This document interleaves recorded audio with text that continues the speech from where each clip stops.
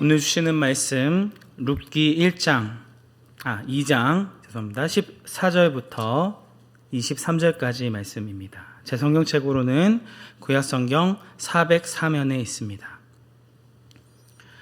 룻기 2장 14절부터 23절까지 말씀 한 절씩 읽도록 하겠습니다. 식사할 때에 보아스가 룻에게 이르되 이리로 와서 떡을 먹으며 내 떡 조각을 초에 찍으라 하므로 룻이 곡식 베는 자 곁에 앉으니 그가 볶은 곡식을 주매 룻이 배불리 먹고 남았더라.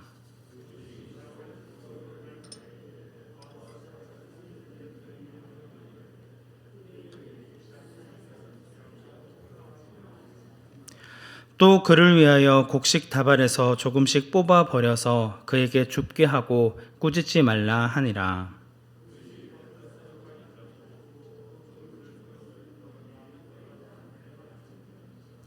그것을 가지고 성읍에 들어가서 시어머니에게 그 주운 것을 보이고 그가 배불리 먹고 남긴 것을 내어 시어머니에게 드리매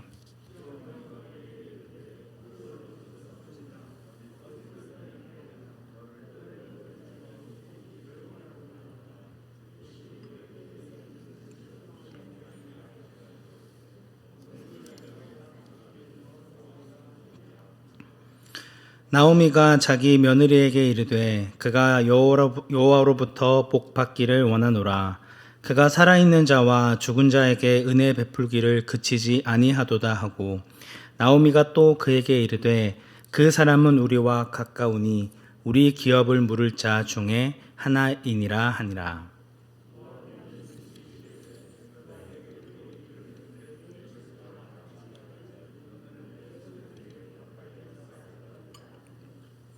나오미가 며느리 룻에게 이르되 내 딸아 너는 그의 소녀들과 함께 나가고 다른 밭에서 사람을 만나지 아니하는 것이 좋으니라 하는지라. 이 룻이 보아스의 소녀들에게 가까이 있어서 보리 추수와 밀 추수를 마치기까지 이삭을 주우며 그의 시어머니와 함께 거주하니라. 아멘. 지난 본문에서 룻은 보아스의 밭에서 이삭을 줍던 중 우연인 듯 보이지만 필연적으로 찾아오신 하나님의 은혜를 경험합니다. 보아스는 이미 룻에 대한 소문을 들어서 알고 있었기 때문에 한눈에 룻을 알아봅니다. 그리고 룻이 시어머니 나오미에게 보여주었던 헤세드 그 이상의 은혜를 보여줍니다. 율법에는 가난한 자들을 위해 이삭을 남겨두도록 명령하고 있지만 현실은 이삭 한 톨도 남기지 않고 쓸어가는 것이 대부분이었습니다. 하지만 보아스는 율법에 따라 이삭을 남겨두어 어려운 자들이 이삭을 줍도록 은혜를 베풀어 주었고 룻에게 다른 밭을 찾아 수고로이 다닐 필요 없이 내 밭에 오라고 배려해 줍니다. 여기서 한 발 더 나아가서 오늘 본문에서의 보아스는 룻에게 자신들과 함께 식사할 수 있도록 배려해 줍니다.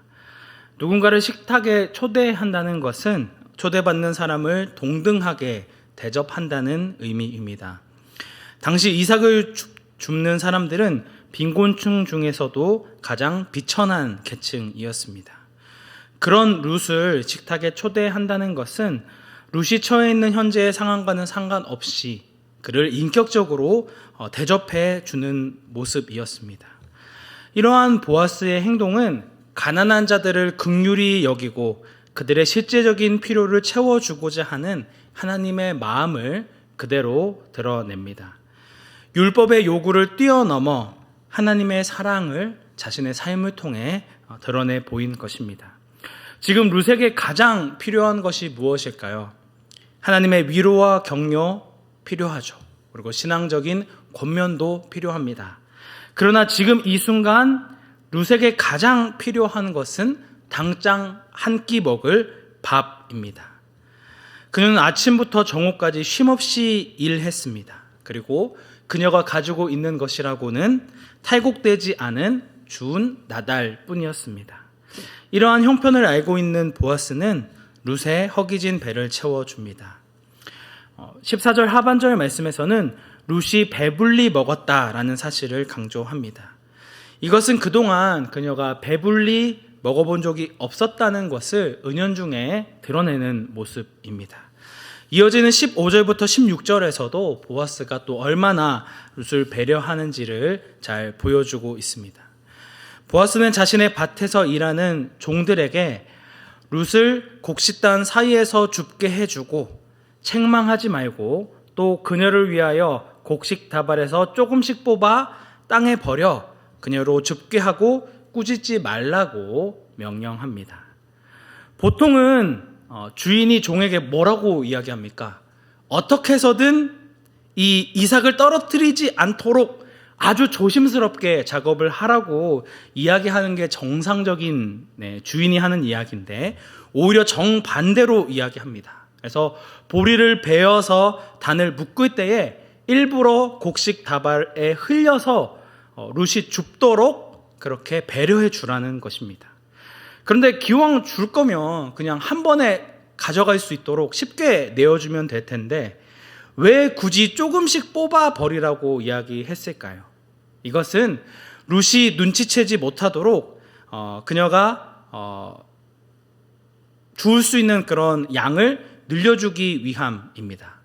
언제 이 명령이 내려졌다고 얘기하고 있나요? 상반절 말씀을 보시면 룻이 이삭을 주우러 일어날 때입니다. 룻이 식탁에서 일어나 밭으로 갈 때까지 기다리고 있다가 룻이 간 이후에 종들을 모아 이 이야기를 이야기한 것입니다.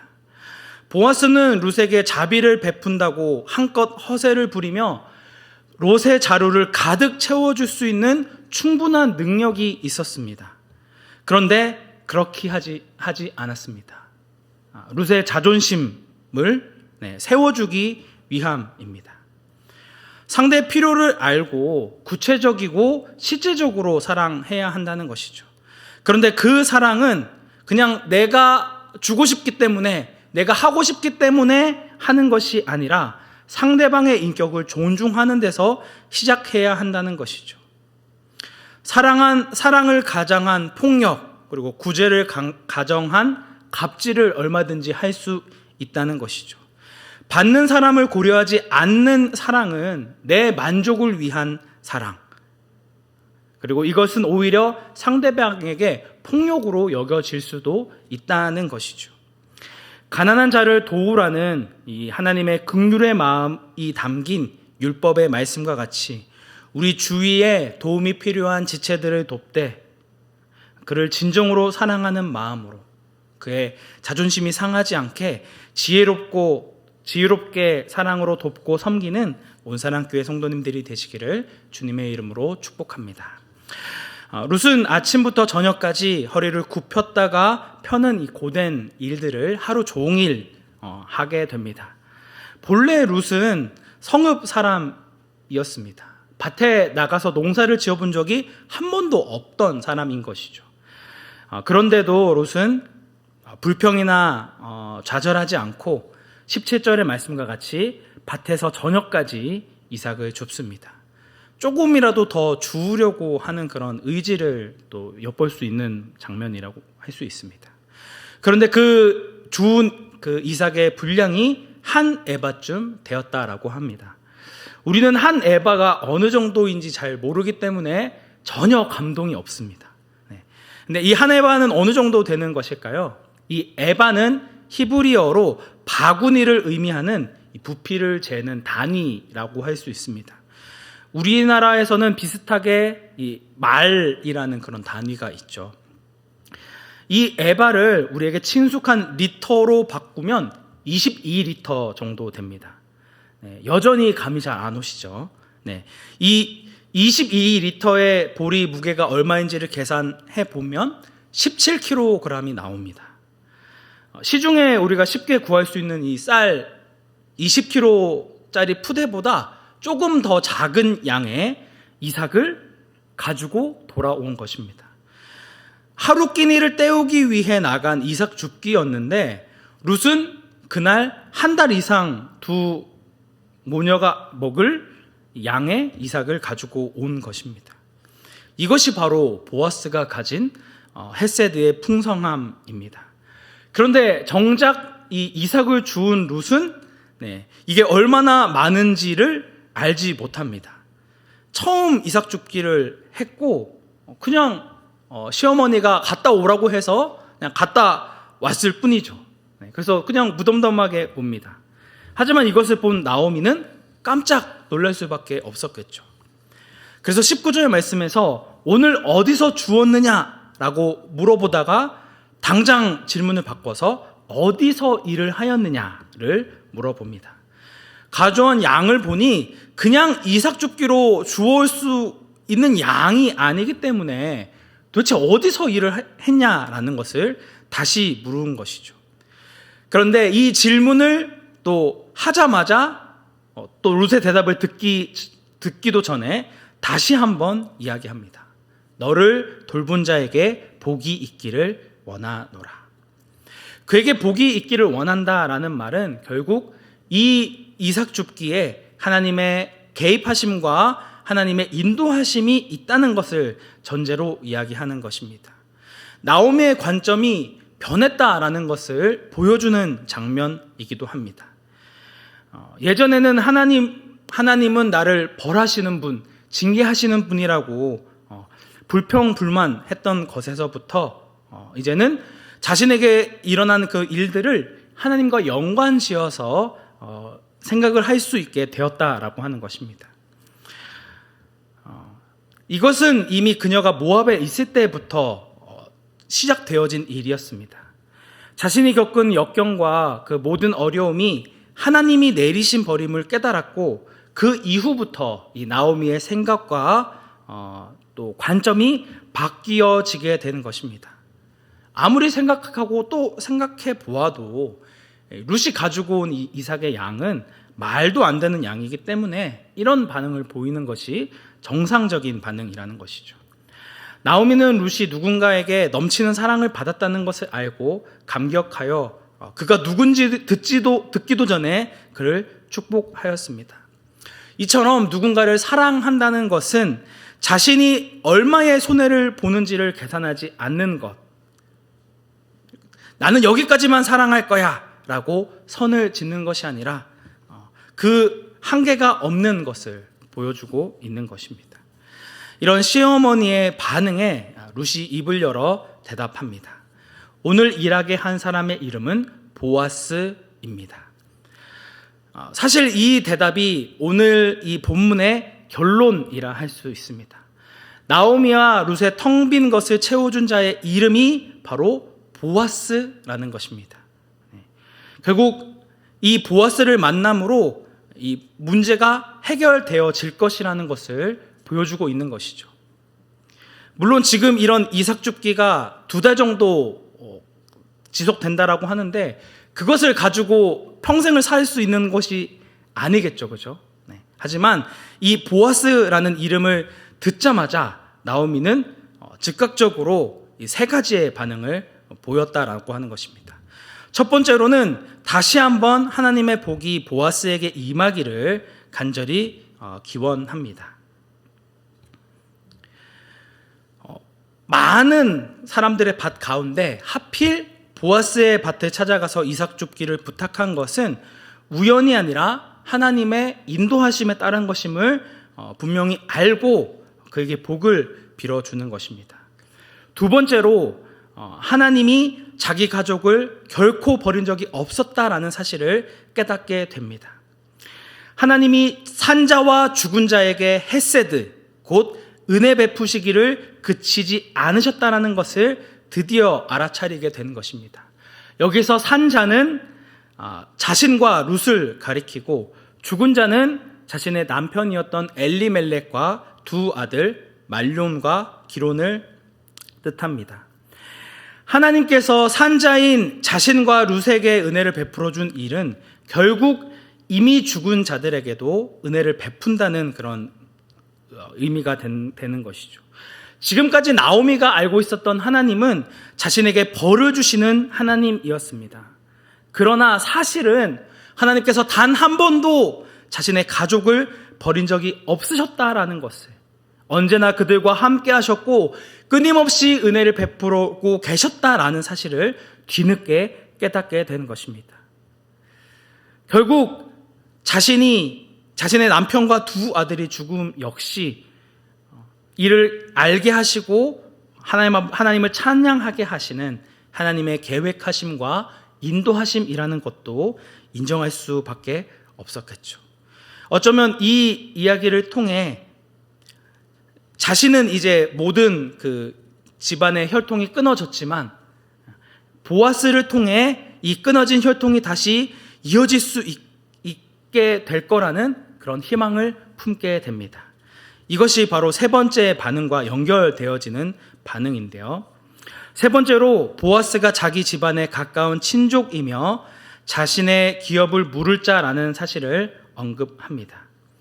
이 20절 후반절 말씀에는 나오미가 앞에 두 가지 사실을 언급한 다음에 잠시 좀 생각을 하고 난 다음 나오미가 또 그에게 이르되라고 이야기를 합니다. 그러니까 한참 생각하다가 이제 떠오른 생각이 있어서 이 이야기를 하였다라고 하는 것이죠. 나오미는 이 보아스라는 이름만 듣고도 이 사람을 통해서 우리의 끊어졌던 기업이 다시 연결되어질 수 있겠구나라는 생각에까지 미치게 된 것입니다.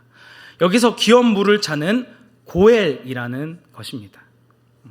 이 고엘은 같은 지파에 속해 있는 사람이 경제적인 이유로 팔았던 땅을 다시 사서 되돌려주는 일을 하는 것, 혹은 가난으로 인해 노예로 팔렸던 자들을 회복시켜 주는 일을 뜻하는 단어입니다. 여기에서 이 고엘의 역할은 구속입니다. 다시 말해 사람이나 재산을 원래 상태로 되돌려주는 일을 바로 고엘이라고 하는 것이죠. 나오미는 지금까지 슬픔과 괴로움으로 가득했던 자신의 인생에 드디어 한 줄기 빛이 비치는 것을 감지하게 됩니다. 소망 없던 자신의 그런 인생, 그리고 끊어졌던 그 가문의 혈통이 이 보아스라는 사람을 통해 구속되어질 것이라는 것을 느끼게 되어진 것입니다. 그래서 나오미는 룻에게 보아스가 우리의 기업을 물을 자이다라고 이야기합니다. 그래서 이어지는 21절 말씀에서 이 룻이 모압 여인이다라는 것을 다시 한번 강조해 줍니다. 다시 한번 이 룻이 원래는 이러한 은혜를 받을 수 있을 만한 사람이 아니었음에도 불구하고 하나님의 은혜로, 하나님의 헤세드로 이런 이스라엘 공동체의 일원이 되었다라고 하는 것을 특별히 강조하기 위해서 이런 다시 한번 모압 여인이라는 것을 강조하게 됩니다. 사실상 이 일들은 하나님의 개입하심, 하나님의 인도하심이 없이는 있을 수 없는 일이라는 것을 이야기하고 있는 것이죠. 그래서 나오미는 여전히 이것을 제대로 알지 못하는, 제대로 감을 잡지 못하는 룻에게 내 딸아라고 하면서 두 가지의 사항을 지시합니다. 그래서 보아스는 자기 소년들과 함께 있으라고 이야기를 했는데, 보아스는 정반대로 보아스의 소녀들과 함께 있으라고 이야기합니다.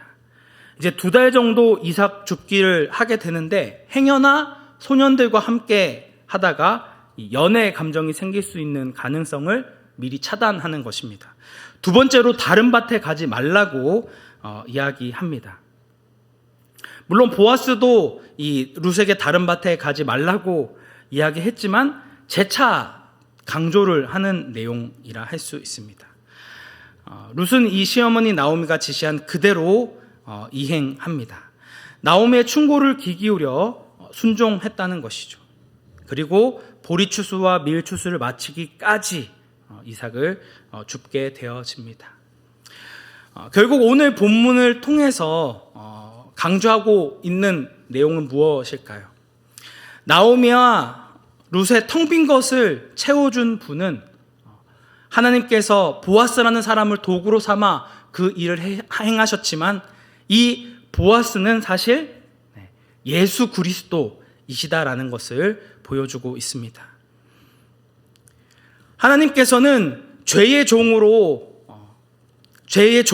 살아가고 있던 우리를 자신의 핏값으로 사셔서 우리에게 구속을 허락해 주신 분이십니다. 그리고 우리의 구체적이고 실제적인 필요를 채워주시며 무조건적인 사랑을 베풀어 주신 그 은혜를 허락해 주셨다는 것을 보여주고 있는 것이죠. 예수님께서는 우리 모두의 고혈로 이 땅 가운데 오셨습니다. 그리고 우리의 죄의 문제를 해결해 주셨을 뿐만 아니라 우리의 영적인 필요, 그리고 우리의 육체적인 필요까지도 채워주시고 우리에게 그 사랑을 베풀어 주시는 분이십니다. 날마다 주님께서 우리에게 허락하여 주신 그 은혜를 기억하며 주님 앞에 감사함으로 기쁨으로 나아가시는 온산한교회 성도님들이 되시기를 주님의 이름으로 축복합니다. 함께 기도하겠습니다. 은혜가 충만하신 하나님 아버지, 우리의 입술로는 하나님께서 언제나 우리와 함께 하시고 우리를 지키신다 이야기하면서 실제 우리의 삶 가운데는 여전히 내 뜻과 내 생각대로 행하고자 하고 또 온전히 하나님을 인정하지 못하는 그런 연약한 모습이 있었음을 고백합니다. 우리의 생각으로 하나님의 뜻과 하나님의 일들을 무시하고 원망했었던 우리의 믿음 없음을 불쌍히 여겨주시고 다시금 주님의 인도하심을 구하며 주님 앞에 나아가기 원합니다. 주님께서는 우리의 모든 것을 채워주시는 분이시며 우리의 모든 죄를 해결해 주신 분이라는 사실을 기억하며 날마다 그 주님의 은혜를 간구하며 기쁨으로 나아가는 저희들 되게 하여 주옵소서. 우리의 유일한 구원자 되시는 예수 그리스도의 이름으로 기도드립니다. 아멘.